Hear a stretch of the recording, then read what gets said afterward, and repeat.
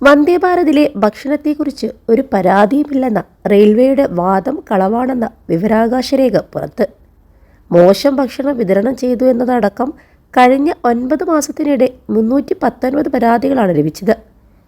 കേരളത്തിൽ മംഗലാപുരം തിരുവനന്തപുരം റൂട്ടിലോടുന്ന വന്ദേഭാരത് ട്രെയിനിലാണ് പരാതികൾ ഏറെയും. ഈ വർഷം ജനുവരി മുതൽ ഏപ്രിൽ വരെ മാത്രം പരാതി ഇനത്തിൽ മാത്രം 14,87,000 രൂപയാണ് കരാർ കമ്പനി പിഴയടച്ചത്. ദിവസങ്ങൾക്ക് മുൻപാണ് വന്ദേഭാരതിൽ വിതരണം ചെയ്യുന്ന ഭക്ഷണം വൃത്തിയില്ലാത്ത സാഹചര്യത്തിൽ പാചകം ചെയ്തതിൻ്റെ വീഡിയോ ഉൾപ്പെടെ പുറത്തു വന്നത്. എന്നിട്ടും കരാർ കമ്പനിയെ മാറ്റാൻ റെയിൽവേ തയ്യാറായില്ല. വലിയ സ്വാധീനമുള്ള കമ്പനിയാണ് കരാറുകാർ എന്നാണ് വിവരം. ഇവർ പല ബിനാമികൾ വഴിയാണ് പലയിടത്തും കരാർ പിടിക്കുന്നത്.